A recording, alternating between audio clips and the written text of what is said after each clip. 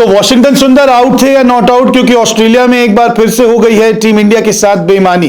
दरअसल वॉशिंगटन सुंदर के एक फैसले पर अब थर्ड अंपायर ने कहीं ना कहीं गलत फैसला दे दिया है, क्योंकि जैसे ही वॉशिंगटन सुंदर को आउट दिया गया उसके बाद बवाल मच गया। मामला वॉशिंगटन सुंदर का है। पहली पारी में जब टीम इंडिया के लिए बल्लेबाजी कर रहे थे, क्रीज पर डटे हुए थे, तो पैट कमिंस ने एक बाउंसर उन्हें डाली, जिसको पुल करने के प्रयास में एलेक्स कैरी को कैच दे बैठे। हालांकि जब थर्ड अंपायर से फैसला पूछा गया तो वॉशिंगटन सुंदर को स्निकोमीटर पे कोई भी ग्राफ नहीं दिख रहा था।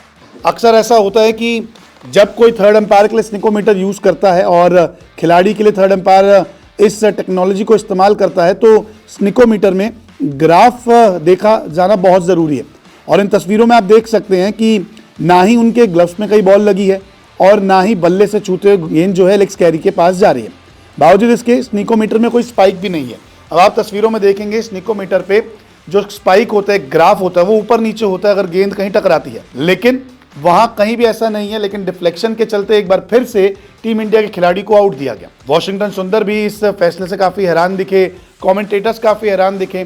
फिर बात वहीं आई कि टेक्नोलॉजी 100% सही नहीं होती, लेकिन अगर नियम हम देखें तो ग्लव्स जहां तक बांधे जाते हैं वहां तक अगर गेंद लगती है और उसके बाद किसी फील्डर के हाथ में जाती है तो कैच आउट करार दिया जाता है। लेकिन यहाँ पर वॉशिंगटन सुंदर जब पुल मार रहे हैं इस शॉट में, तो आप भी देखेंगे कि आसपास गेंद नहीं है, ना ही कहीं ग्लव्स से टकराई है, और जब ग्लव्स के पास है तो स्निकोमीटर का ग्राफ जो है वो एकदम कम है, यानी कि कहीं भी उनकी वेवलेंथ नहीं बनी हुई।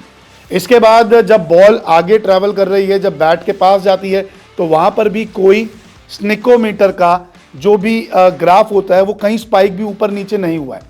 और ऐसे में अंपायर जो थर्ड अंपायर थे उन्होंने वॉशिंगटन सुंदर को आउट देने का फैसला किया। और थर्ड अंपायर थे ये वेस्ट इंडीज के जोल विल्सन। ये वेस्ट इंडीज के अंपायर थे जिन्होंने आउट दिया। हालांकि मैदानी अंपायर ने पहले उन्हें आउट नहीं दिया था, रिव्यू पर ये जब फैसला गया तब उन्हें आउट दिया गया। वॉशिंगटन सुंदर हालांकि 14 रन बनाकर आउट हो गए, लेकिन एक डिसीजन ने फिर इस सीरीज में मामला गर्म कर दिया है कि पहले केएल राहुल को खराब टेक्नोलॉजी के कारण आउट दिया गया, फिर चौथे टेस्ट मैच में यशस्वी जायसवाल के साथ भी कुछ ऐसा ही देखने को मिला था। सिर्फ एक डिफ्लेक्शन देखने को मिला था, स्निकोमीटर पर कुछ भी नहीं था, लेकिन आउट दिया गया। यहां पर भी स्निकोमीटर पर कुछ भी नहीं दिख रहा था। बावजूद इसके वॉशिंगटन सुंदर को थर्ड अंपायर जोल विल्सन ने आउट दिया, जिसके बाद वॉशिंगटन सुंदर से लेकर कॉमेंटेटर भी और साथ ही साथ पवेलियन में बैठे तमाम भारतीय क्रिकेटर भी हैरान थे। कोच गौतम गंभीर भी हैरान थे कि आखिरकार जब आप स्निकोमीटर से ही आउट देते हैं तो फिर यहाँ पे स्निकोमीटर में तो एकदम फ्लैट लाइन दिख रही थी, कोई ज़्यादा स्पाइक नहीं दिख रहा था, तो आपने आउट क्यों दिया?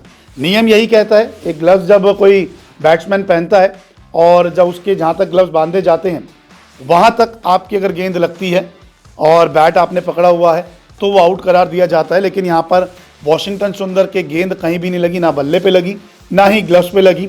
स्निकोमीटर भी कहीं शो नहीं कर रहा था। बावजूद इसके डिफ्लेक्शन को देखते हुए आउट करार दे दिया गया।